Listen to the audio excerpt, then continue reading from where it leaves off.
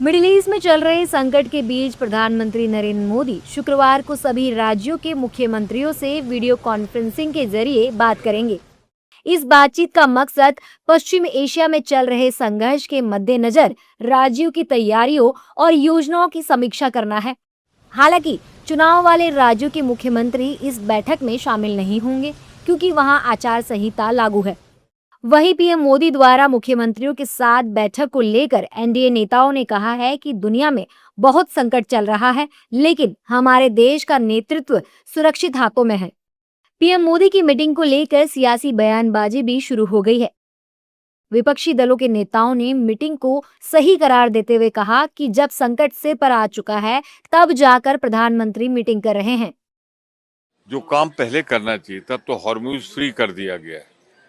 अब तो हमारे भारत के आ सकते हैं, धन्यवाद देना चाहिए। जो पिछले रिश्ते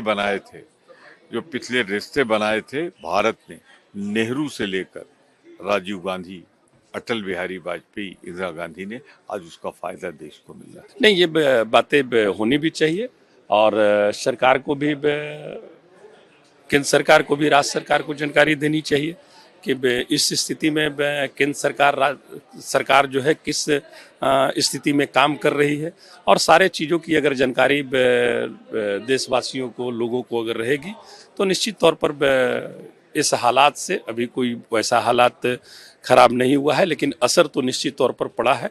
और जब ये असर पड़ा है तो सब जगह जानकारी अगर रहेगी तो निश्चित तौर पर इस असर को कम किया जा सकता है। ये सरकार की पूरी विफलता है। एलपीजी की भारी कमी चल रही है, लोग परेशान है, रोज का खाना नहीं बना पा रहे हैं। छोटे उद्योग, रेस्टोरेंट, मजदूर, स्टूडेंट, सीनियर सिटीजन सब परेशान है। ऑल दिस टाइम सरकार क्या कह रही थी कि सब ठीक है, सब चंगासी, हमारे पास सप्लाई है। क्यों नहीं कार्य योजना किया फॉर एलपीजी सप्लाईज? क्यों नहीं स्टॉक पाइल किया? कुछ नहीं किया। अब इमरजेंसी है इसीलिए एक्ट कर रहे हैं। ये सरकार की विफलता है। देखिए, मैं समझता हूँ कि अच्छी बात है, संवाद होने चाहिए, लेकिन एक बात स्पष्ट है कि क्या प्रधानमंत्री जी भाजपा शासित राज्यों के प्रधानमंत्री हैं केवल, या सभी राज्यों के हैं? बता दें कि प्रधानमंत्री नरेंद्र मोदी की इस बैठक में ऊर्जा और ईंधन सुरक्षा को लेकर चर्चा होगी। साथ ही पश्चिम एशिया में तनाव से कच्चे तेल और गैस की सप्लाई प्रभावित होने से निपटने के उपायों पर भी चर्चा होगी। इसके अलावा इस मीटिंग में युद्ध के कारण समुद्री व्यापार मार्गों पर पड़ने वाले असर और जरूरी वस्तुओं की सप्लाई चेन को टूटने से बचाने की रणनीति पर भी चर्चा हो सकती है।